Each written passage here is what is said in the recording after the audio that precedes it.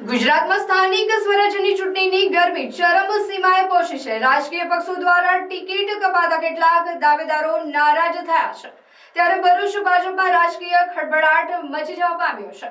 ભરૂચમાં ભાજપના સંગઠન મંત્રીના પતિએ અંકલેશ્વર નગરપાલિકાની ચૂંટણીમાં અપક્ષ ઉમેદવારી નોંધાવી છે। ભરૂચમાં ભાજપના સંગઠન મંત્રી નૈનાબેન વકીલના પતિ નીતિન વકીલે અંકલેશ્વર નગરપાલિકાની ચૂંટણીમાં વોર્ડ નંબર 1માં અપક્ષ ઉમેદવારી નોંધાવી છે। તેમણે ભાજપના શિક્ષિતોને નજર અંદાજ કરાયા હોવાના આક્ષેપો કર્યા છે। પ્રવીણ મોદી, જાગૃતિ આંદાવાલા, નીતિન વકીલ અને યોગિતા પટેલે ઉમેદવારી નોંધાવી છે। ગત ચૂંટણીમાં ભાજપમાંથી જીતેલા નીતિન વકીલે વોર્ડ નંબર 1માં અપક્ષ ઉમેદવારી નોંધાવતા ખળભળાટ મચી જવા પામ્યો છે। ભાજપના સંગઠન મંત્રીના પતિએ અપક્ષ ઉમેદવારી કરતા રાજકીય ક્ષેત્રે ખળભળાટ મચી ગયો છે। આજે પાછળથી પાર્ટીએ ગાઈડલાઈન ઊભી કરી છે કે ભાઈ 3 વર્ષની ટર્મ હોય તો એના માટે સાયલન્ટ, 60 વર્ષ માટે સાયલન્ટ, પાર્ટીના કોઈ અન્ય ઉમેદવાર અન્ય જગ્યાએ હોય તો એને પણ એને સાયલન્ટ। તો શું મારા પરિવારમાં અમે આખો પરિવાર ભાજપ સાથે સમર્પિત છીએ, તો પાર્ટી જો આ રીતે નિર્ણયો લેશે તો અમારી સ્કિલનું શું થશે? એડવોકેટ બનેલા લોકોની કામગીરી કરવા માટે અમે તત્પર છીએ, છતાં પણ જો તમે આ રીતે કામગીરી કરવા માંગશો તો પાર્ટીમાં મારા મિસિસ જે છે, પત્ની છે, એના માટે એમનો અલગ વિચારધારા છે, મારી અલગ વિચારધારા છે। મારે પ્રજાના કામો કરવા છે અને અમે પાર્ટીના કામો કરીશું। અમારી 4 ટીમના સક્ષમ અને ભણેલા ગણેલા ઉમેદવાર છે। હું એડવોકેટ છું, અમારા સાથે MA BEd MPhil સુધી ભણેલા શિક્ષક છે, જેઓ નગરપાલિકાના ભ્રષ્ટાચારોને છેલ્લા 5 વર્ષથી ઉજાગર કરી રહ્યા છે, લોકોને સાચી સમજ આપી, છતાં પણ પક્ષને જોઈને લોકો કે ઘણા લોકોને ઇન્ટરનલ પ્રોબ્લેમો હોય કે જો લોકો નથી આગળ આવી શકતા, નથી બોલી શકતા, પણ અમે લોકો માટે લડનારા એડવોકેટ વ્યક્તિ જ્યારે પોતાના એના માટે ના લડી શકીએ તો એ માટે અમે આ બાબતે શું કામગીરી કરી શકીએ, પાર્ટીએ પણ નિર્ણય લેવો પડે કે આવા ભણેલા ગણેલા સક્ષમ માણસોને આગળ લાવવા જોઈએ, નહીં કે હાંસિયામાં કે રોડ પરથી લાવીને તેવા માણસોને પાર્ટીએ ઉમેદવારી કરાવવી જોઈએ। જો આ રીતે વિકાસ કરશે, અઢળક નગર ઉપરથી સરકાર પૈસા પણ આવશે, નાણાં પણ આવશે, એ નાણાંનો વિકાસ થવાનો નથી ક્યારે। અને નગરપાલિકામાં હું 35 વર્ષથી શાસન જોયું છે, ત્યાંની પણ આ જ પરિસ્થિતિ હતી, હાલમાં પણ આ જ પરિસ્થિતિ છે।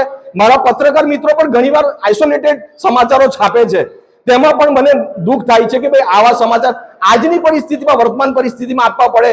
ભાજપ એટલો મોટો પાર્ટી છે, ઘણા બધા નિર્ણયો લે છે, અને છતાં પણ જો આ નુકસાન થતું હોય એ ક્યારે ચલાવી લેવાય નહીં। હું મારી સ્વતંત્ર વિચારધારા સાથે આ અપક્ષ તરીકે ઉમેદવારી નોંધાવેલી છે। મારા વોર્ડના તમામ વિસ્તારના લોકોએ મને રાત્રે અભિનંદન આપીને મારી સાથે ઉમેદવારી કરવા માટે અમને જાણ કરી અને અમે આજે આ ઉમેદવારી પત્ર ભર્યું છે અને અમે 4 ઉમેદવારો જંગી બહુમતીથી જીતવાના છે, એમાં કોઈ શંકાને સ્થાન નથી।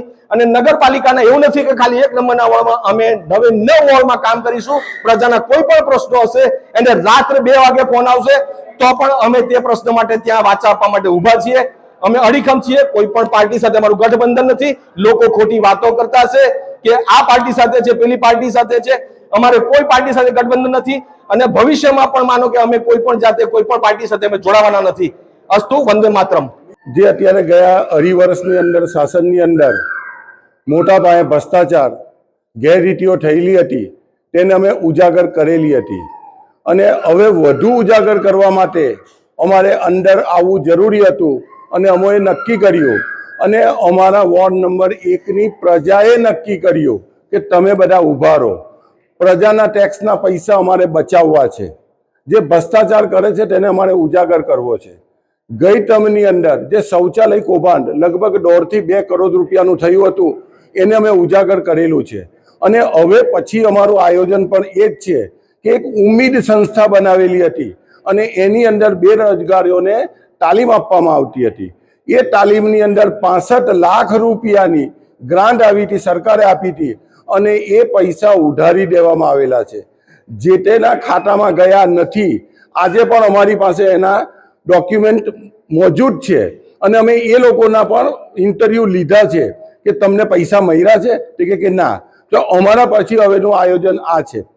વોર્ડ નંબર 1ની હવે પછીની જે કંઈ વિસ્તાર છે એ વિસ્તારની અંદર મેક્ઝિમમ અમારે ડેવલપ કરવું હોય તો કઈ રીતે કરવું, એટલે અમારી પાસે અનુભવી નીતિનભાઈ છે, એ નીતિનભાઈને પણ બધો અનુભવ છે, કાયદાકીય રીતે નિષ્ણાત છે અને એમના સૂચનો વગર અમે આ બધું કામગીરી હવે કરવાના છીએ।